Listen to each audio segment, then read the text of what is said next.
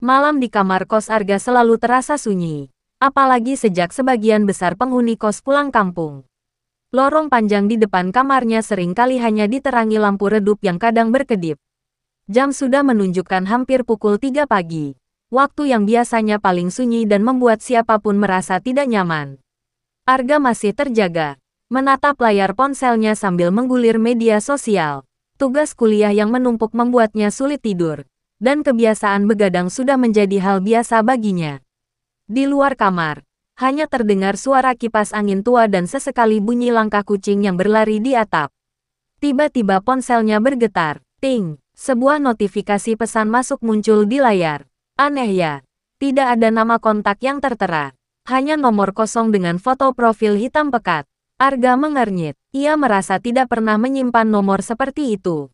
Perlahan ia membuka pesan tersebut. Di layar hanya ada satu kalimat pendek. Aku di belakangmu. Arga langsung menoleh ke belakang secara refleks. Yang ada hanya dinding kamar yang sempit dan lemari kayu tua yang pintunya sedikit terbuka. Tidak ada siapa-siapa. Ia menghela napas. Mencoba menenangkan diri. Mungkin hanya pesan iseng atau salah kirim. Tapi saat ia kembali melihat ponselnya, notifikasi baru muncul lagi. Padahal, tidak ada suara pesan masuk. Arga menatap layar ponselnya dengan kening berkerut. Pesan kedua itu muncul begitu saja, tanpa suara notifikasi. Layar ponselnya hanya menampilkan tulisan baru dari kontak tanpa nama itu. Kenapa kamu tidak menoleh lagi? Jantung Arga mulai berdetak lebih cepat. Ia yakin barusan sudah menoleh ke belakang. Tidak ada siapa-siapa. Kamar kosnya sempit. Hanya ada tempat tidur, meja belajar, dan lemari kayu tua yang sudah ada sejak ia pertama kali pindah. Arga mencoba berpikir logis. Mungkin ini hanya teman yang sedang bercanda. Ia pun mengetik balasan. Siapa ini? Pesan itu terkirim, tapi centang satu. Beberapa detik kemudian, layar ponselnya tiba-tiba redup lalu menyala lagi sendiri. Tanpa ia sentuh, ting, pesan baru muncul. Aku sudah lama di sini. Tangan Arga mulai terasa dingin. Ia perlahan menoleh ke arah pintu kamar yang tertutup rapat. Tidak ada suara apapun di luar. Lorong kos tetap sunyi seperti biasanya. Saat ia kembali menatap ponselnya, pesan lain muncul lagi. Jangan lihat pintu. Arga langsung membeku. Karena tanpa sadar, sejak tadi matanya memang tertuju ke pintu kamar. Belum sempat ia bergerak, layar ponselnya kembali bergetar pelan. Pesan baru muncul lagi. Lihat saja ke depan. Perlahan Arga mengangkat pandangannya dari layar ponsel. Dan saat itulah ia sadar sesuatu yang membuat tubuhnya langsung kaku. Di layar ponsel, kamera depan menyala sendiri. Dan di dalam pantulan kamera itu, ada sosok berdiri tepat di belakang Arga. Arga membeku. Napasnya tertahan saat melihat layar ponselnya. Kamera depan yang menyala itu menampilkan wajahnya yang pucat. Dan di belakangnya, bayangan hitam tinggi berdiri diam. Perlahan, dengan sangat pelan, Arga memberanikan diri menoleh ke belakang. Tidak ada siapa-siapa. Lemari kayu itu tetap setengah terbuka. Dinding kamar kosong. Dan pintu masih tertutup rapat. Tidak ada bayangan. Tidak ada orang. Tangannya gemetar saat kembali melihat layar ponsel. Sosok itu masih ada di kamera. Bentuknya samar. Seperti manusia. Tapi wajahnya gelap dan tidak jelas. Kepalanya sedikit miring, seolah sedang memperhatikan Arga dari belakang. Ting, pesan baru muncul lagi. Kamu akhirnya lihat aku. Arga langsung menjatuhkan ponselnya ke kasur. Dadanya naik turun. Napasnya semakin cepat.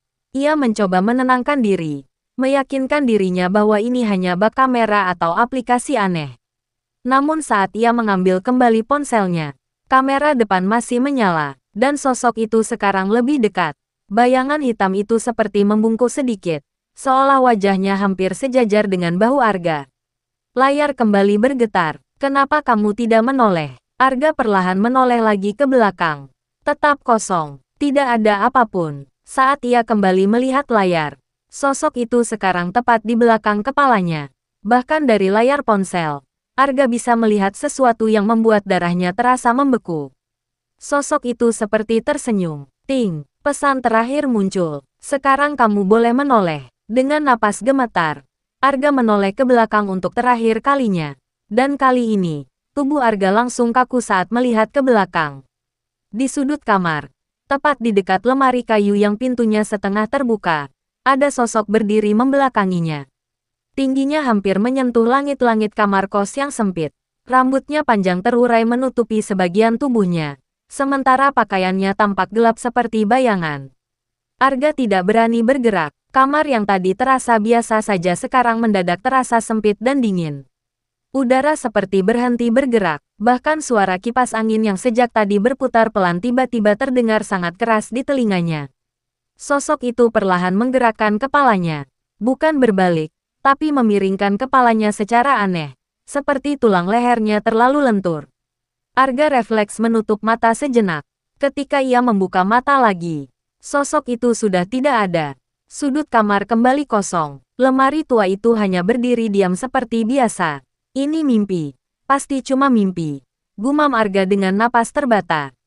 Tangannya gemetar saat ia kembali melihat ponselnya yang masih menyala. Kamera depan sudah mati, namun layar chat dengan kontak tanpa nama itu masih terbuka.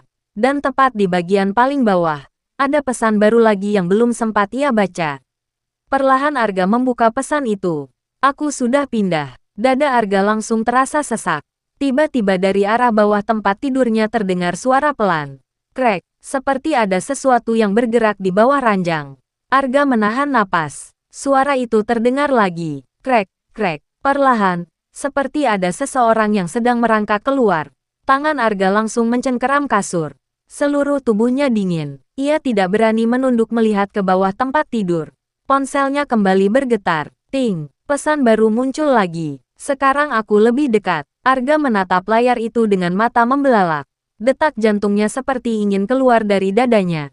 Lalu, dari sisi kasur, perlahan muncul jari-jari pucat yang panjang menggenggam tepi tempat tidurnya. 1, 2, 3. Seolah ada sesuatu yang sedang menarik tubuhnya naik dari bawah ranjang. Arga tidak bisa bergerak. Suaranya seperti hilang. Ia hanya bisa menatap tangan pucat itu yang semakin banyak muncul di pinggir kasur. Kemudian, perlahan sebuah kepala muncul dari bawah tempat tidur.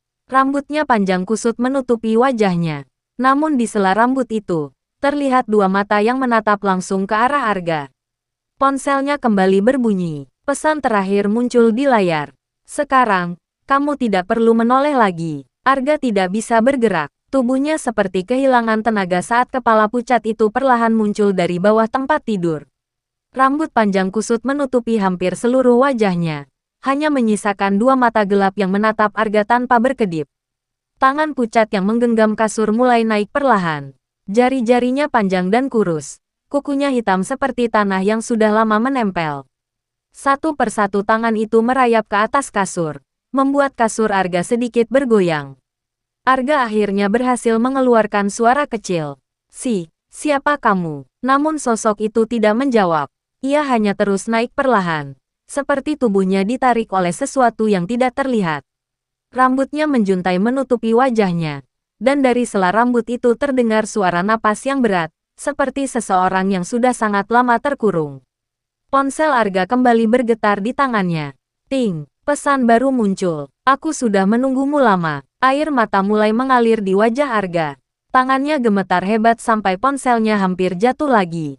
Pergi dari sini, bisiknya dengan suara pecah. Namun sosok itu justru semakin naik ke atas kasur. Sekarang tubuhnya sudah setengah berada di ranjang. Kasur Arga terasa tenggelam karena berat tubuh makhluk itu. Perlahan, sangat perlahan. Sosok itu mengangkat kepalanya, rambut panjangnya terbelah sedikit, memperlihatkan wajah pucat yang retak seperti porselen lama. Bibirnya hitam kebiruan, sementara matanya kosong tapi tetap menatap Arga tanpa berkedip. Lalu sesuatu yang lebih mengerikan terjadi. Makhluk itu tersenyum, senyuman yang terlalu lebar, hampir sampai ke pipinya. Ponsel Arga kembali berbunyi. Ting, sekarang giliranku melihatmu. Lampu kamar tiba-tiba padam. Seluruh kamar kos langsung tenggelam dalam kegelapan. Arga menjerit keras, tapi suaranya seperti tertelan oleh malam. Tidak ada satupun penghuni kos yang keluar. Tidak ada langkah kaki. Tidak ada suara pintu terbuka. Seolah seluruh bangunan kos itu tiba-tiba menjadi kosong. Dalam kegelapan, Arga hanya bisa mendengar sesuatu yang sangat dekat dengan telinganya. Suara napas, pelan, berat, dan sangat dingin. Kemudian, Terdengar bisikan tepat di samping telinganya. Aku, di sini. Jeritan Arga menggema sebentar di dalam kamar, lalu tiba-tiba berhenti. Malam kembali sunyi. Keesokan paginya, penghuni kos baru sadar ada sesuatu yang aneh. Pintu kamar Arga masih tertutup rapat sejak semalam. Ponselnya terus berbunyi karena banyak pesan yang belum dibalas. Pemilik kos akhirnya membuka pintu kamar itu. Kamar Arga terlihat berantakan. Kasur sedikit miring, seolah ada sesuatu yang berat sempat berada di atasnya. Namun yang paling aneh, Arga tidak ada di manapun. Tidak ada tanda ia pergi. Tasnya masih ada, laptopnya masih menyala di meja. Hanya ponselnya yang tergeletak di atas kasur. Saat salah satu penghuni kos melihat layar ponsel itu, chat dengan kontak tanpa nama masih terbuka. Dan ada pesan baru yang baru saja terkirim beberapa menit lalu. Namun kali ini, pengirimnya adalah nomor Arga sendiri. Isi pesannya hanya satu kalimat. Sekarang aku di belakangmu.